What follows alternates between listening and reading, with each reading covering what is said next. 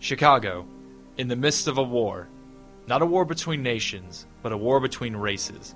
Whites versus blacks. Riots in the streets and dozens left dead. This is the story of the event that would be remembered in history as the Red Summer.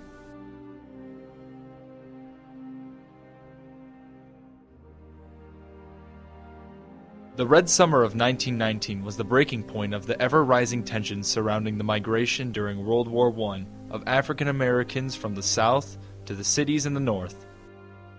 Once the war was over, thousands of soldiers returned home to find their jobs in factories filled by previously Southern blacks. Radical and ethical prejudices were all over.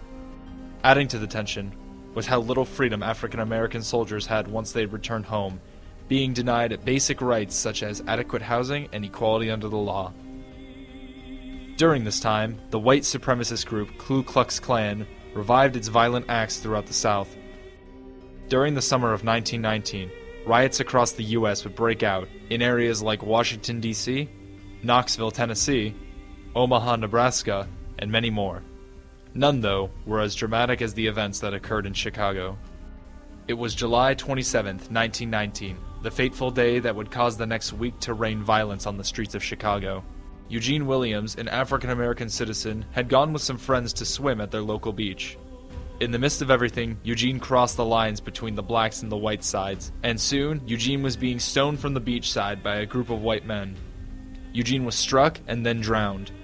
When the police arrived at the scene and were informed of the situation by several eyewitnesses, the officers refused to arrest the white men. Instead, the police arrested a black man. Black bystanders watched and objected only to be met with violence by the whites.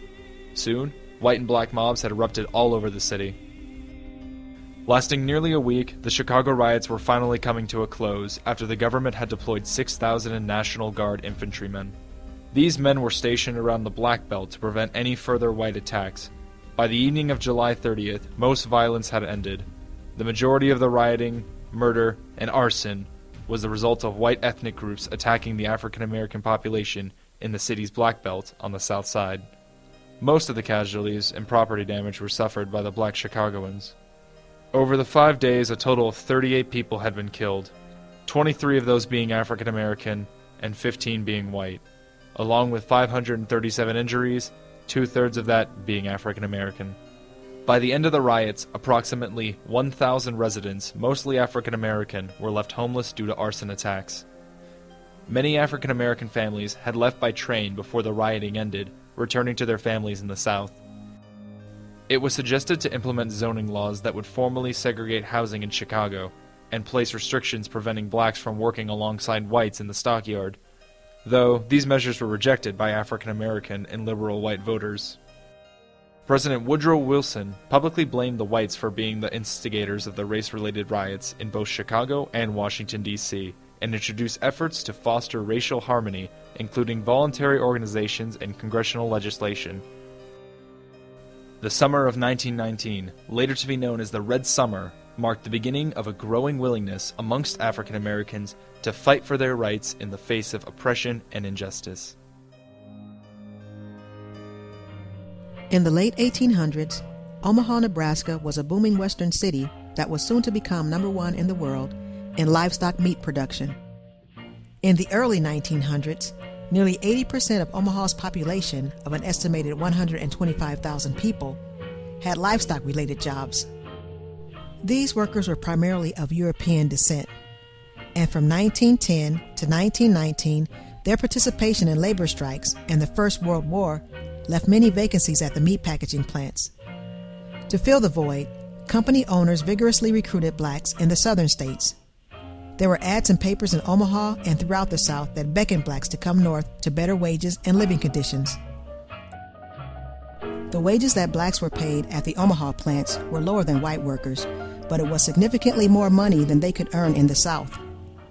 Hundreds of blacks began to replace white plant workers, and by 1915, a burgeoning black community was established near the meat packaging plants in South Omaha and the near north side of the city. A new African American newspaper called The Monitor began circulation in the summer of 1915.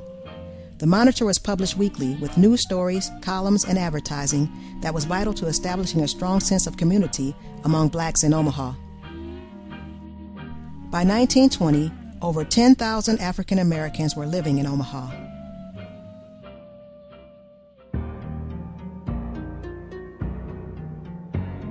Because of the rapid growth in the African American population and employment situations at the meat packaging plants, racial tension began to build in Omaha.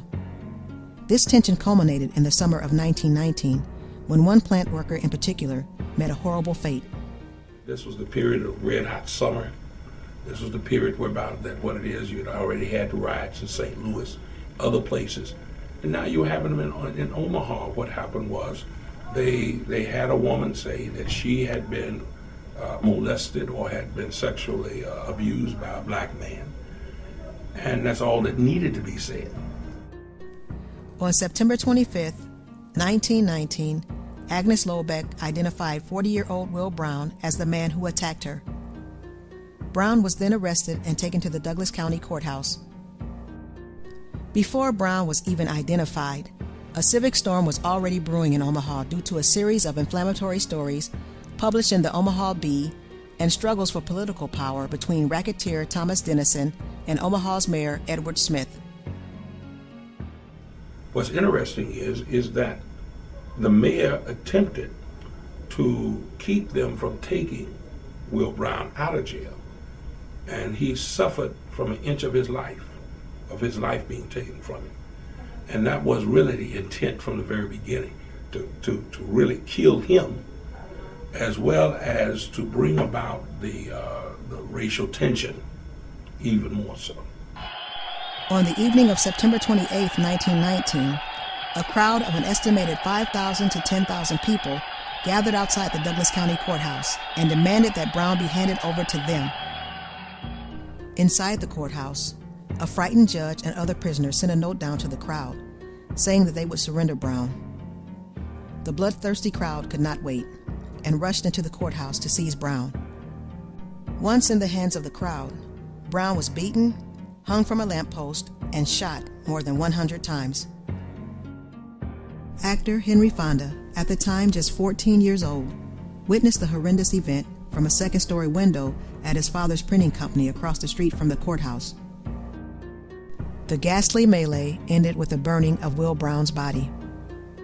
An Omaha World Herald photographer captured one of the most infamous photographs in American history.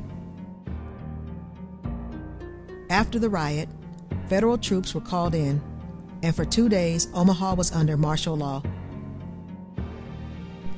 Even though over 100 people were arrested in connection with the riot and the murder of Will Brown, no one was charged. For Omaha's black community, an editorial picture published in the Monitor spoke volumes. Will Brown was buried in 1919 in an unmarked grave in Powder's Field at Forest Lawn Cemetery in Omaha.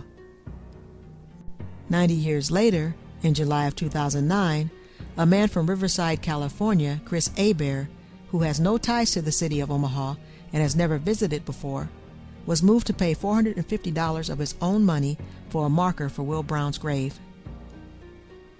Hebert said that he watched a special on actor Henry Fonda, which mentioned the riot and how it affected his life and his acting career. Hebert also said that he hopes people will stop by the headstone and reflect on what happened to Will Brown in 1919, so that we may never let ourselves sink again to this level of inhumanity.